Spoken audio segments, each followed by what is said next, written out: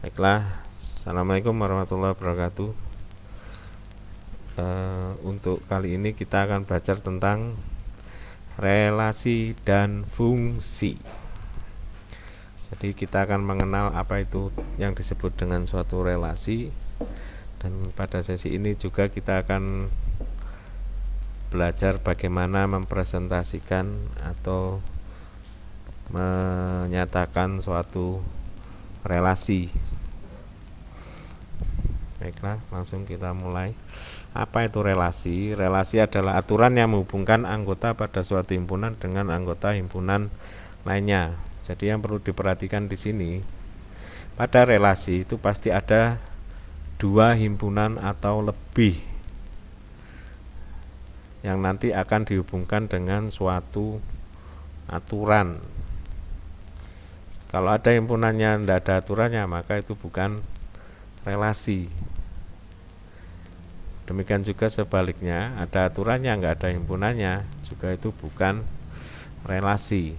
Jadi yang menentukan di sini ada dua faktor, yaitu suatu relasi itu harus ada dua himpunan atau lebih, juga ada aturannya.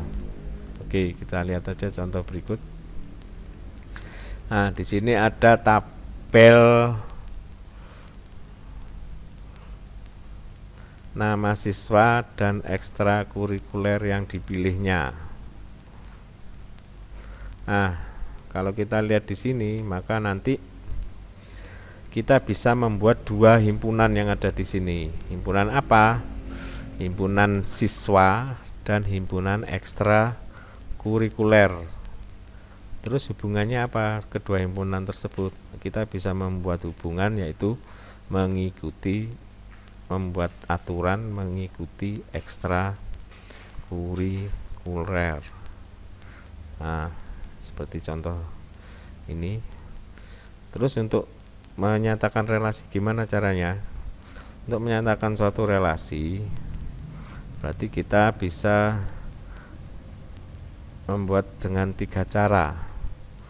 Menyatakan relasi bisa dalam bentuk diagram panah, dalam bentuk diagram kartesius, atau dalam bentuk himpunan pasangan berurutan. Jadi tiga ini yang akan kita pelajari. Baiklah, untuk yang pertama tentang diagram panah. Untuk membuat diagram panah, maka kita harus gambar dulu himpunannya. Contoh ini tadi, maka kita lihat di sini. Himpunan yang pertama adalah himpunan siswa, maka kita buat himpunan tentang siswa. Isinya di sini ada Bayu, Nuril, Fitri, Novi, Dewa, dan Randy. Maka kita gambar dulu himpunan siswa dan kita isikan Bayu, Nuril, Fitri, Novi, Dewa, dan Randy. Oke, ini himpunan yang pertama sudah. Berikutnya apa? Kita buat himpunan yang kedua. Himpunan kedua tadi apa? Himpunan kedua itu adalah himpunan ekstrakurikuler. Kalau kita buat himpunan ekstrakurikuler seperti ini, nah, terus isinya apa? Isinya berarti di sini ada sepak bola, voli, catur. Ini ada dua, cukup kita sebut satu saja. Nah, di sini Bayu menyukai sepak bola, Nuril juga menyukai sepak bola. Maka cukup nanti pada himpunan ekstrakurikuler itu kita cukup menyebutnya satu kali saja. Demikian misalnya nanti ada tiga yang menyukai sepak bola, cukup disebutkan satu. Maka untuk himpunan ekstrakurikuler isinya adalah sepak bola, voli, catur, basket, bulu tangkis, tenis meja, dan sepak takraw. Jadi catur, sepak bola, voli, basket, tenis meja, bulu tangkis, sepak takraw. Oke, himpunannya sudah ada. Terus yang untuk membuat relasi apa yang kita butuhkan selain himpunan? Kita ingat tadi bahwa suatu relasi itu harus ada aturan yang menghubungkan dua himpunan. Maka kita buat aturannya. Apa aturannya? Aturannya adalah mengikuti ekstrakurikuler. Nah, di sini setelah kita tahu aturannya, kita tinggal menghubungkan. Contoh si Bayu. Bayu kita lihat, Bayu suka sepak bola. Bayu juga mengikuti ekstrakurikuler voli. Maka di sini kita hubungkan, Bayu mengikuti ekstra sepak bola, Bayu mengikuti ekstra voli. Nah, kita buat panah seperti ini. Bayu mengikuti sepak bola, Bayu mengikuti voli. Nah, terus berikutnya si Nuril. Nuril ini mengikuti apa? Nuril mengikuti ekstra sepak bola dan catur. Maka kita hubungkan dari himpunan ini sebelah kiri ke sebelah kanan. Yaitu tadi Nuril memilih catur dan sepak bola. Berikutnya si Fitri. Fitri ini mengikuti ekstrakurikuler basket. Maka untuk Fitri kita hubungkan ke basket dan seterusnya. Novi itu mengikuti bulu tangkis, si Dewa mengikuti tenis meja. Nah, untuk Randy, kita lihat Randy ternyata tidak mengikuti ekstra apapun. Maka untuk Randy kita tidak menghubungkan ke himpunan di sebelahnya. Demikian juga untuk sepak takraw, karena tidak ada yang memilih, maka di sini juga tidak dihubungkan dengan himpunan di sebelahnya, pasangannya. Nah, ini adalah cara untuk menggambar diagram panah suatu relasi. Nah, itu. Baik, untuk berikutnya adalah bentuk diagram Kartesius. Untuk diagram Kartesius kita lihat, tadi karena ada dua himpunan, maka kita buat dua sumbu, yaitu nama siswa, karena tadi himpunannya ada himpunan nama siswa dan ekstra kurikuler. Jadi yang ini adalah nama siswa, yang ini adalah ekstra kurikuler. Berikutnya kita tambahkan nilai yang ada di sini. Himpunan nama siswa tadi isinya, kalau kita lihat dari tabel, sama dengan yang tadi, Bayu, Nuril, Fitri, Novi, Dewa, dan Randy. Maka ini kita letakkan pada bagian sumbu nama siswa. Kita letakkan anggota himpunannya. Nah, seperti ini. Berikutnya untuk himpunan ekstrakurikuler, ini ada sepak bola sama dengan tadi, sepak bola, voli, catur, basket, bulu tangkis, tenis meja, dan sepak takraw. Maka pada sumbu ekstrakurikuler kita tambahkan anggota himpunannya. Nah, seperti ini.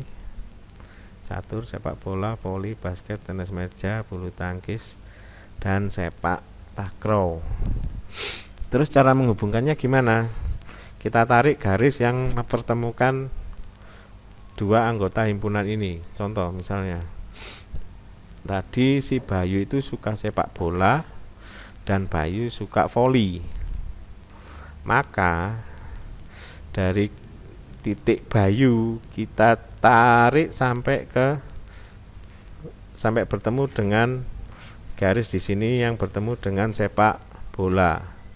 Juga pada Bayu ini kita tarik terus sampai bertemu dengan garis ekstrakurikuler voli. Nah, itu cara menggambarkannya. Nah, ini voli. Nah, ini berarti di sini menyatakan Bayu mengikuti ekstrakurikuler sepak bola, Bayu juga mengikuti ekstrakurikuler voli. Terus berikutnya untuk si Nuril.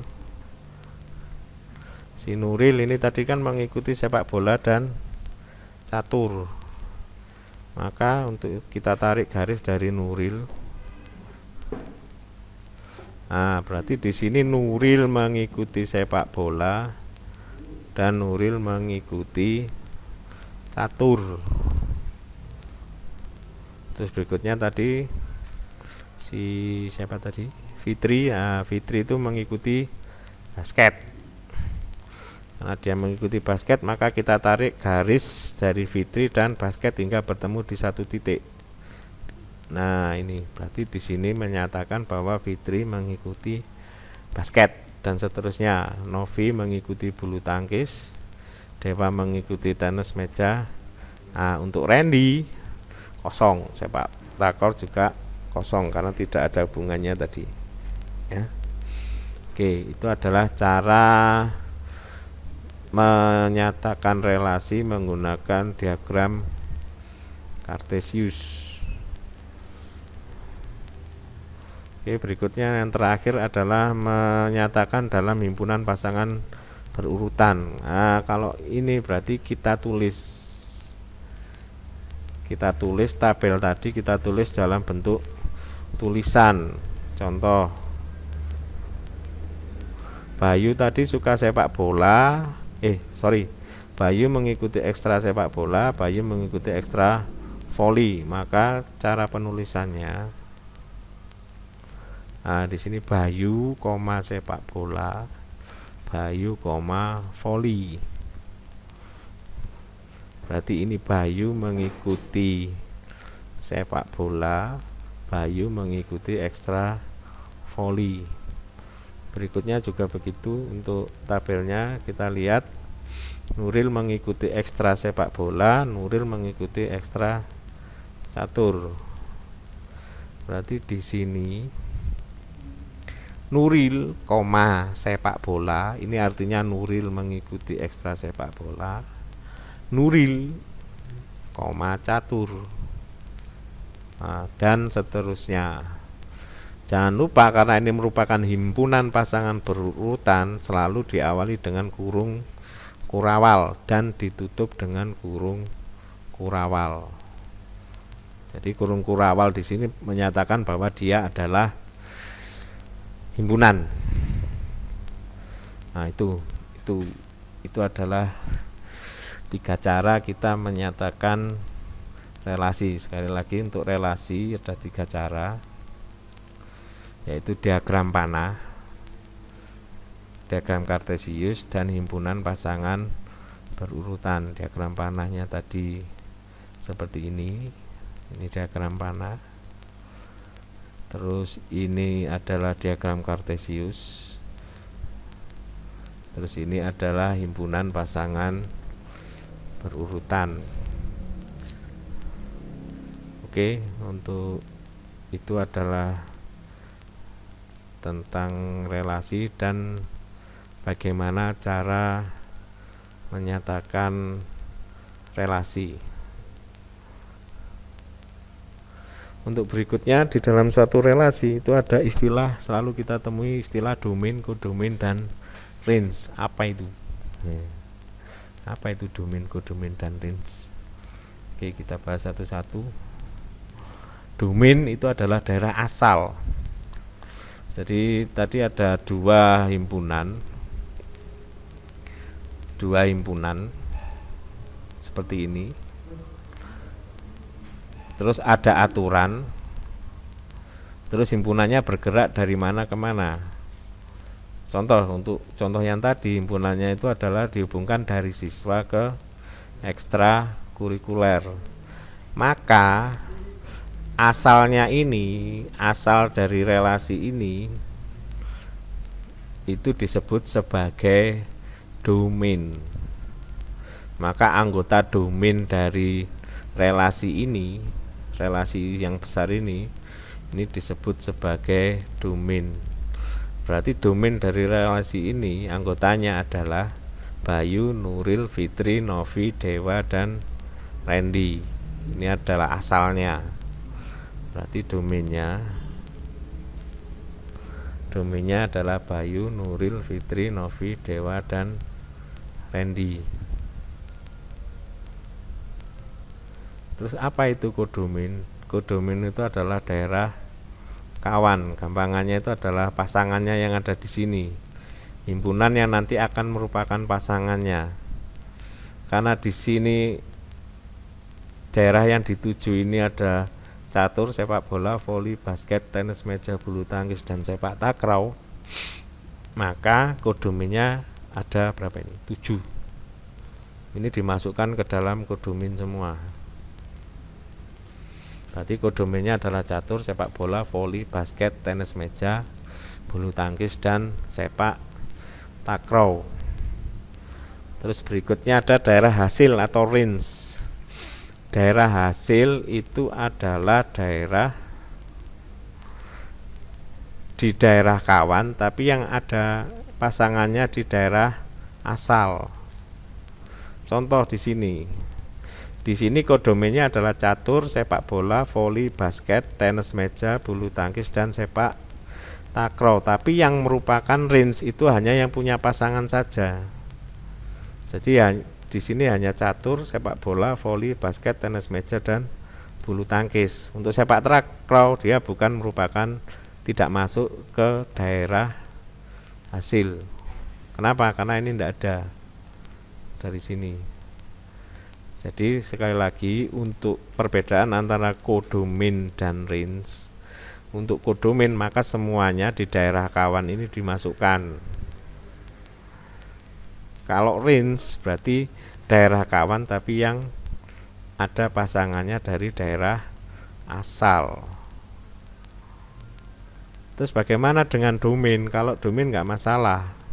Domain untuk daerah asal ini semuanya masuk pada domain.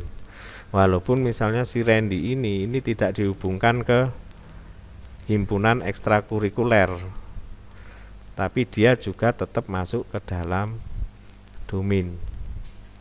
Nah, itu tentang domain, kodomin, dan range. Demikian untuk pembahasan kali ini tentang apa itu relasi, bagaimana menyatakan relasi, dan tentang domain, kodomin, dan range. Jika ada pertanyaan bisa ditanyakan lewat Google Classroom atau lewat WhatsApp. Demikian, terima kasih. Assalamualaikum warahmatullahi wabarakatuh.